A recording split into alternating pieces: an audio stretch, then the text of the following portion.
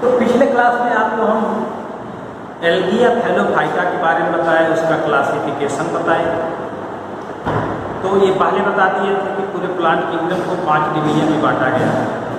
उसमें एक डिवीजन आपका थैलोफाइटा या एल्गी था, दूसरा ब्रायोफाइटा, तीसरा टेरेडोफाइटा, फिर जिम्नोस्पर्म और एंजियोस्पर्म।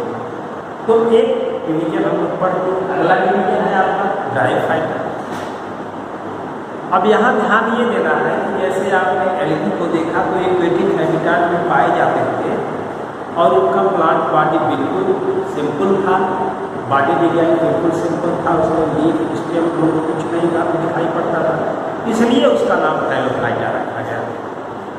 अब उसके बाद ऐसा हो सकता है कि एक्वेटिक हैबिटाट में इनकी डाइवर्सिटी बढ़ी हो, संख्या बढ़ी हो, then these plants try to move towards the terrestrial habitat।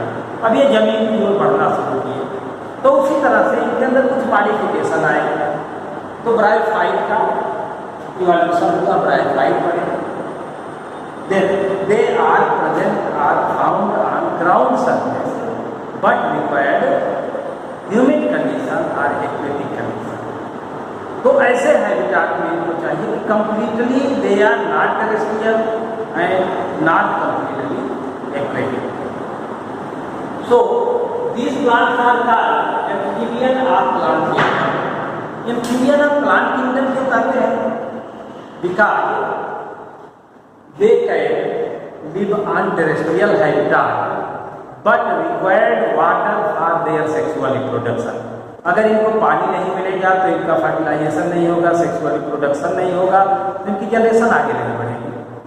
इसलिए इनको कहा गया एम्फीबियन। एम्फीबियंस बोथ, दोनों बियंस माने जहाँ रहते हैं, तो दोनों हैबिटाट के लिए अडॉप्टेड होते हैं ये, इसलिए इनको एम्फीबियन कहा जाता है। Means they can live on terrestrial habitat but required water for their sexual reproduction. So these bryophytes are called amphibians of plant kingdom. इनको एम्फीबियन ऑफ प्लांट किंगडम कहा जाता है। अब अगला कहा जाता है अकरेंस। अकरेंस का मतलब कहाँ पाए जाते हैं? They are present damp soil, जहाँ पे कूड़ा करकट गया हो और वहाँ पर वो मॉइस्चर हो, सफिशिएंट मॉइस्चर हो, ह्यूमिड कंडीशन, नमी पर्याप्त मात्रा में हो, शेडेड प्लेसेस, ऊपर पेड़ है, नीचे जमीन है, नमी भी है, उसके ऊपर क्यों है, यहाँ तक कि they can found on tree Trunks. बरसात के दिनों में ट्री ट्रंक्स पर भी पाए जाते हैं। वो ये इनका अकरेंस हो गया। अब इनकी जो बॉडी होती है वो हैप्लॉइड और डिप्लॉइड। हम लोग क्रोमोसोम का नंबर सुने हैं, तो क्रोमोसोम के पेयर में पाए जाते हैं। ये मान लीजिए क्रोमोसोम है और इस कंडीशन में क्रोमोसोम पाए जाएंगे तो इसको हम डिप्लॉइड कहेंगे। Then main chromosomes are present in paired condition। इसको हम कहते हैं कि 2n नंबर ऑफ क्रोमोसोम। तो जब 2n होगा तो डिप्लॉइड है, और अगर ये पेयर खत्म हो जाए, अलग अलग पाए जाते हैं, एक इंडिविजुअल में से ये पाया जाए, दूसरे इंडिविजुअल से ये पाया जाए, तो इस कंडीशन को कहते हैं डिप्लॉइड। और इसको यहाँ लिखिए, जैसे हमारा क्रोमोसोम नंबर 46 है तो diploid number 2n equal to 46, और उसको अगर यन करेंगे तो हैप्लॉइड करेंगे तो 23 हो जाएगा। तो उसी तरह से हैप्लॉइड कंडीशन में पाए जाते हैं, और जो प्लांट हैप्लॉइड कंडीशन में पाए जाते हैं उनको कहा जाता है गैमेटोफाइट।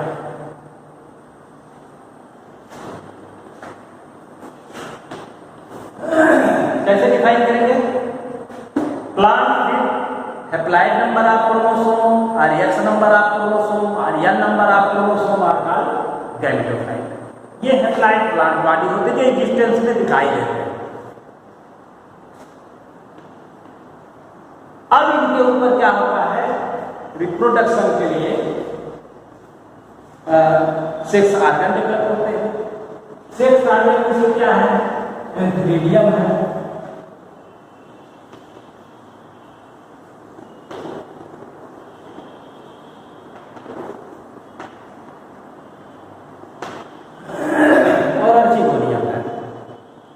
मेल जो होता है वो एंथ्रीडियम होता है और फीमेल जो होता है आर्चिगोनियम होता है। अर्चिनोजेन क्या प्रोड्यूस करता है, एक प्रोड्यूस करता है, और इनका जो होता है उसको बोलते हैं एंथ्रोजोआइड्स। बायोफ्लैजिलेट्स पाया जाता है, एंथ्रोजोआइड्स डेवलप होते हैं। अब इन दोनों का फ्यूजन होता है,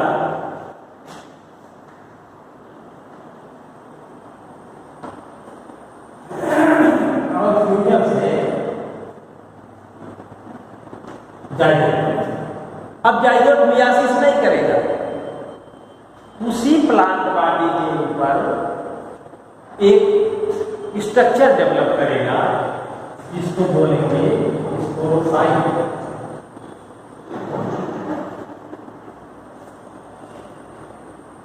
अब इस स्पोरोफाइट में स्पोरेंजियम बनेगा,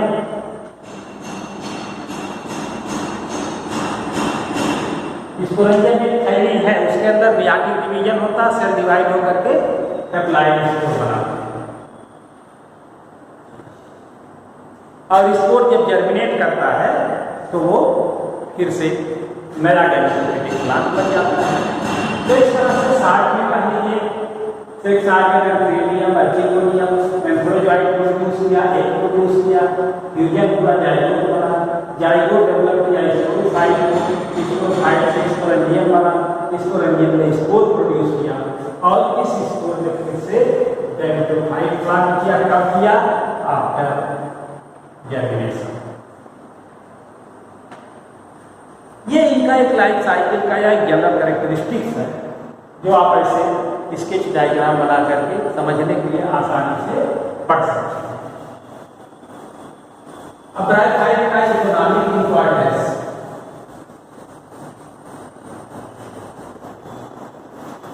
हाँ, रिप्रोडक्शन इनका फ्रेगमेंटेशन से होता है, सेक्सुअल और एसेक्सुअल रिप्रोडक्शन दोनों प्रकार का पाया जाता है।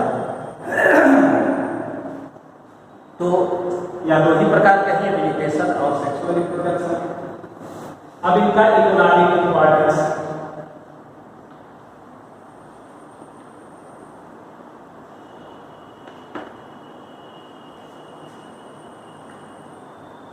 Many species of bryophytes actually they are green and leafy, used as food by some cattle and fly birds.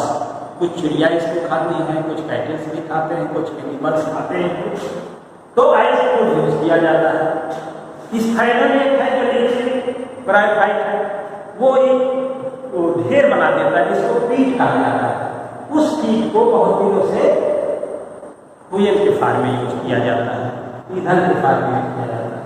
दूसरी बात, इनके अंदर वाटर होल्डिंग कैपेसिटी बहुत ज़्यादा होती है, यानी पानी को रोकने की क्षमता होती है। तो they are used as packaging material for transshipment. पानी वाले जहाज पे सामान को पैक करके ऊपर से इनका स्टीम वगैरह पीट लगा करके और फिर उसको ट्रांसपोर्टेशन के लिए यूज किया जाता है, तो उससे वो सड़ता है।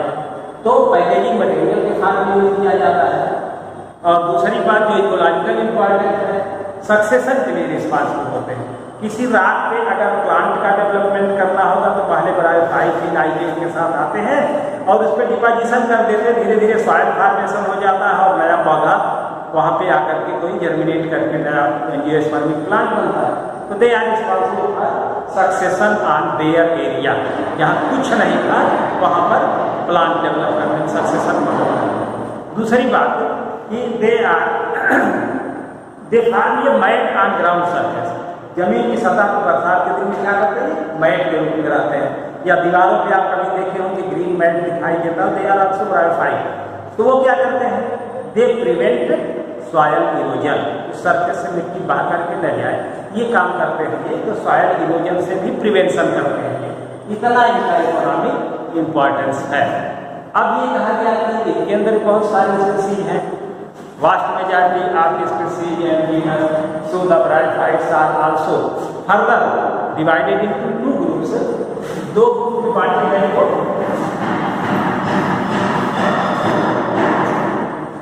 पहला कहा गया लीवरवर्म और दूसरा कहा गया मास। दो ग्रुप बना। लीवरवर्म पहला ग्रुप पढ़ते हैं। लीवर का जो शेप आपने अपने 10th क्लास में देखा होगा, लोब स्ट्रक्चर होता है, उसी तरह से ये लोब स्ट्रक्चर होता है और ग्राउंड सरफेस पे पाए जाते हैं।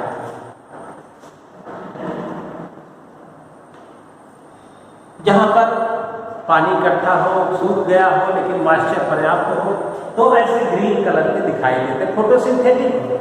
लेकिन है प्लांट क्या है, गैमेटोफाइट। अब इसी प्लांट पर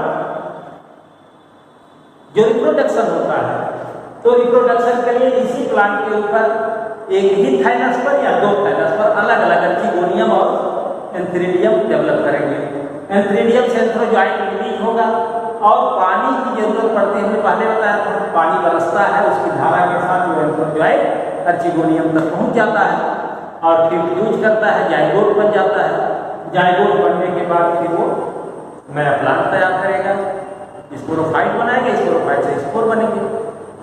और वेजिटेटिव रिप्रोडक्शन में ये एक पोर्शन टूट गया, फ्रेगमेंटेशन हो गया इसमें।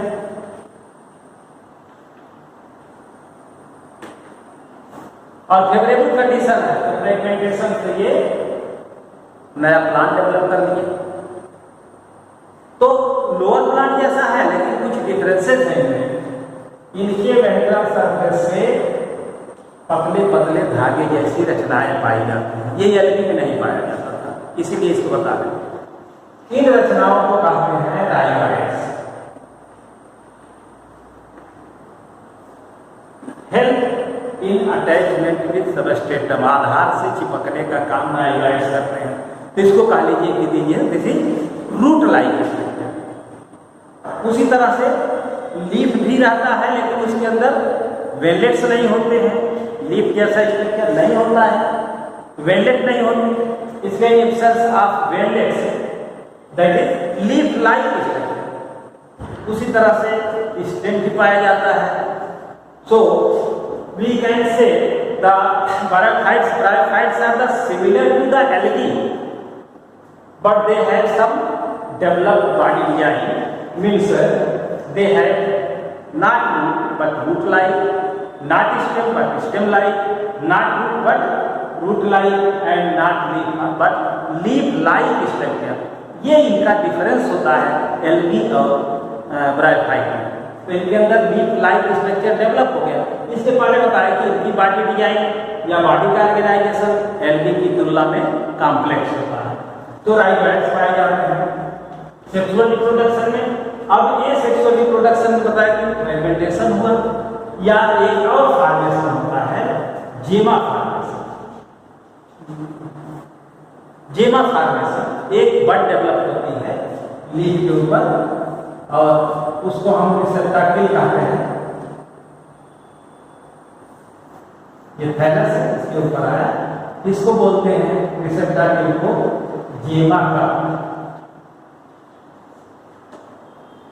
Then after maturity this gemma detaches from the parent body।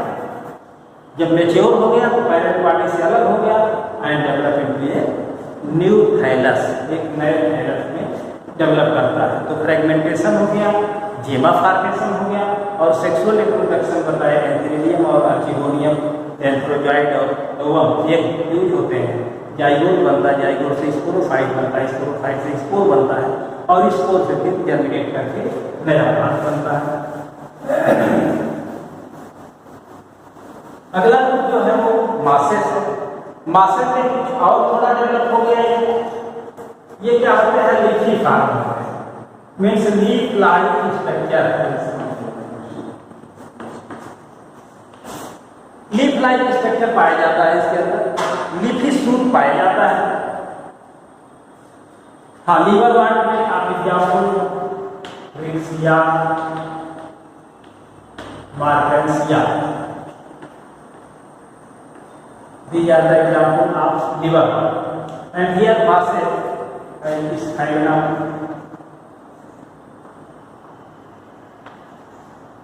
polytrichum,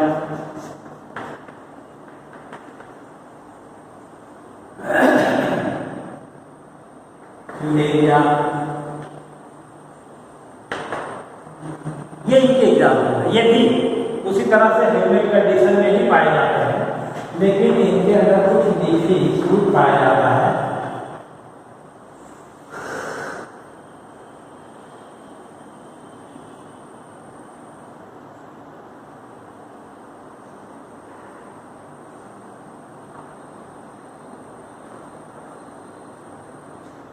They have leafy part, leaf-like structure, photosynthetic part, but not vascular supply. Vascular supply में कर रही होती है, ये अंतर होता है।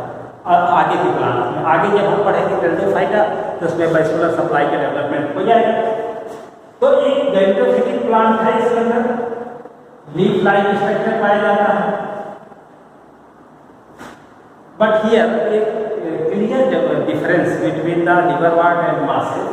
The primary stage is the protonemal stage.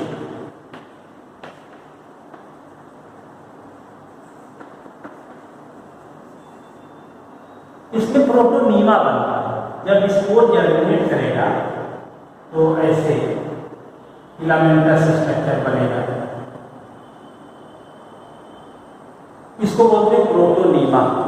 ये इसकी प्राइमरी स्टेज होती है और इसी की ब्रांचिंग हो गई तो ये ऊपर निकलना शुरू हो जाता है। इसको कहते हैं सेकेंडरी प्रोटोनीमा। अब ये ऊपर आ गया, इसके अंदर लीफ डेवलप हो गई, leaf structure, leaf like structure develop हो जाता है। तो ये प्रोटोनीमा, सेकेंडरी प्रोटोनीमा ऊपर उठा और लीफी स्ट्रक्चर डेवलप हो गया।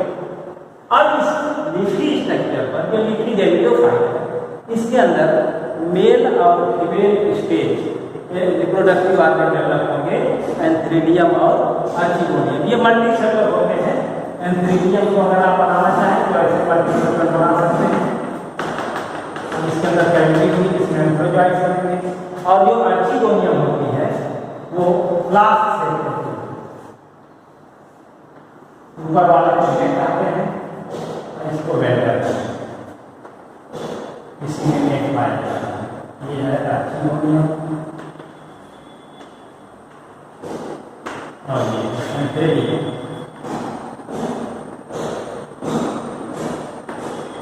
अब एंथ्रीडियम रिलीज करता है एंथ्रोजॉइट्स। आर्चिगोनियम में एक होता है। एंथ्रोजॉइट्स वाटर करंट के थ्रू पानी के साथ पहुंच जाते हैं आर्चिगोनियम में। यहाँ से कैनाल सेल्स पाई जाती हैं, इनमें प्रवेश करते हैं, यहाँ आकर के इसके साथ फ्यूजन करते हैं और फ्यूजन होने के बाद स्पोरोफाइट का डेवलपमेंट, यहाँ फ्यूजन होगा और यहाँ से एक स्ट्रक्चर डेवलप होगा जिसको स्पोरोफाइट कहते हैं। स्पोरोफाइट एक प्लांट है, लेकिन इसी प्लांट में पैरासाइट है, इसी से पोषण लेता है। इसके लिए 3 पार्ट होते हैं। सबसे नीचे वाला भाग रूट, ये ट्यूबुलर पार्ट सीटा, और सबसे ऊपर का भाग कैप्सूल। कैप्सूल वास्तव में स्पोरेंजियम होता है। इसके अंदर सेल का मियासिस होता है, डिवीजन होता है और बहुत सारे स्पोर बनते हैं इसके अंदर। और जब मैच्योर हो जाएगा तो इसके बाद फट जाएगा, स्पोर बाहर निकल आते हैं और ये स्पोर जाकर के किसी सबस्ट्रेटम पे जमीन पर जहाँ ह्यूमिड कंडीशन वहाँ जर्मिनेट करके नया प्लांट बना देते हैं। और ये सेक्सुअल रिप्रोडक्शन फ्रेगमेंटेशन से होता है। फ्रेगमेंटेशन कैसे होगा? ये टूट जाए या इसके ऊपर बडिंग हो जाता है। सेकेंडरी प्रोटोनीमा की बडिंग करके होने से भी अलग नया प्लांट तैयार होता है। तो इस तरह से 2 ग्रुप को आइडेंटिफाई करके जिनके आपको जनरल कैरेक्टरिस्टिक्स, अकरेंस और रिप्रोडक्टिव कैरेक्टर्स आपको बताए गए, उस वीडियो का अध्ययन करेंगे और काफी पर देखेंगे, फिर आप आगे की पढ़ाई शुरू करेंगे। धन्यवाद।